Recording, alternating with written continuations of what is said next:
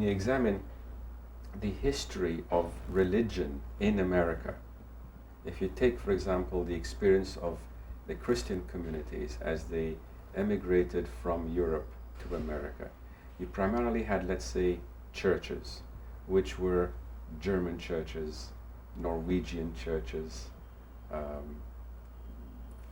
English churches. But after a generation or two, there became a need to express it as an American church. And therefore you have, for example, the Episcopalian church, which evolved out of the Anglican church. You had, even with Catholicism, you had, let's say, Irish Catholics, Italian Catholics, but then you had an American Catholic identity emerge from that. And this identity evolved out of the fermentation of ideas between the founding documents of this nation, the Constitution, the Bill of Rights, the notion that every human being has the unalienable rights to the pursuit of life, liberty, and happiness. The idea of all human beings are created equal and they are endowed by certain rights. This is what John the Evangelist would say in the Gospel, that all human beings have the Christ within. All human beings that come into it's the light that lighteth every human being that comes into the world, which means that the individual is sacred. And we find that notion in the American Constitution. The idea of a pluralistic society in which the state does not push or endorse one particular church or one particular religious interpretation. America is a place where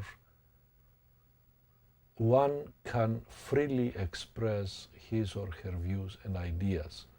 And in this open system, human nature can find a fertile ground to express itself. What am I saying? I'm saying that the openness of American society is conducive to the emergence of a spirituality that could have been suppressed in earlier periods and in other societies. America has established a framework where the human spirit and the human effort can blossom. It requires a sense of freedom. It requires the sense of the honoring of the rights of every human being, so that a human being's individuality can emerge. That the sense of you can be who you are as long as you honor the rights of the others. It is the development and articulation of what we call a social contract, which means those written and unwritten rules of behavior that govern how we live as a society, how we respect the other and yet at the same time be respected. So you might say that my academic training helped me overcome that to a great extent, my early cultural conditioning, but at the same time it didn't offer me anything beyond that. That's why I got interested in mystics, healers, because they are speaking about a reality that was over and beyond the culturally constructed reality.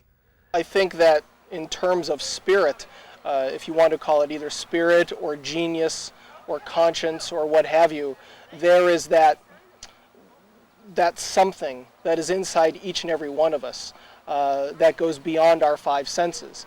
That spirit is transcendental, if you wish, that is beyond our sight and our sound, our taste, our hearing.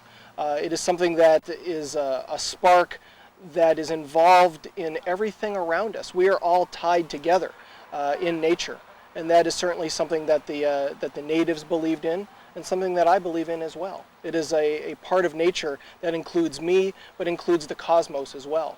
And everything within me and without me is all tied together by that universal spirit. This may be only one universe, and a universe that is accessible with the five senses. But what if there are other universes over and beyond the three-dimensional universe? Then our sciences do not have access to these universes. And this is where we must go to those who are historically considered to be the experts that can offer us connections with these other worlds. The Creator has put this spirit in all of us.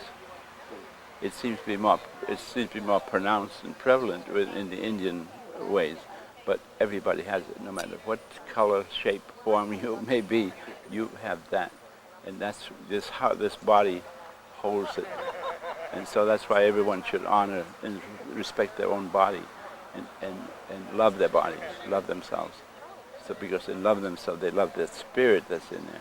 With that spirit has so much knowledge, but you have to be so pure and clean that knowledge can come through out of you and into your brain, and you can project it and pass it on to other people. Similarities between the Pythagoreans of classical Greece, the Greek mystical tradition, the Christian mystical tradition, and the mystical tradition of Native Americans. Why? Because we share the same human nature. And deep down in every human being, there is spirit. And anybody who taps into that reaches the same kind of conclusions. What is it that enables an individual to know that he or she is doing right? Thoreau in Walden has a fascinating, very complicated passage about, and he begins the paragraph where he discusses this, he begins it with a pun. He said that an individual can be beside himself in a sane sense, playing on this, she's beside herself, she's crazy. He's playing on that notion. But he basically says that you can either be, and then he descends to metaphor. He says you can either be, or maybe I should say ascends to metaphor. He says because that's in many cases the only way that you can tell the truth is by telling a story or using these artistic devices. But he uses the metaphor of a stream. You can either be driftwood, a piece of driftwood on the stream, or Indra in the sky looking down on it. Now, what Thoreau is suggesting in this paragraph is that you can be both. In fact, you are both, Indra in the sky and the driftwood in the stream. And if you look at the implications of the metaphor, Indra in the sky is kind of unchanging, obviously divine, has a higher perspective, and is able somehow to get a perspective on what's going on down there. What's down there is in flux. It's a stream, it's driftwood, it's refuse, it's less consequential. And Thoreau is saying that the individual can embody both of these perspectives, and I look at these fundamentally as perspectives. A perspective where you have chaotic change, flux, not too important, fairly insignificant, and at the same time embodied in the same individual. This is, you might say, the body. These are the driftwood on the stream is the body, the thing that gets up in the morning and shakes off sleep and so on, as opposed to those rare moments when you can assume. However one is able to do it, is you take a higher view of things, the Indra in the sky view. The oneness of being has both a vertical, what we call in Christianity, a vertical component and a horizontal component. When you experience this oneness of being, you somehow viscerally feel that you're one with the Creator, but you're also one with everything in creation. And it is easier to come in contact with the spiritual world when you are surrounded by beauty than when you are surrounded by cement and ugliness. You feel at one with the trees, with the sky, with the stars, with the sun, with the sunset, with the color of the light. Because God is beautiful. It's beauty and love and harmony. And if you live in a harmonious environment, then that can trigger the inner beauty that you can discover within yourself. The particular shades of colors, you feel oneness with everything in the universe. If people lose contact with the beauty of the land, it is much more difficult to come with the beauty that is inside us.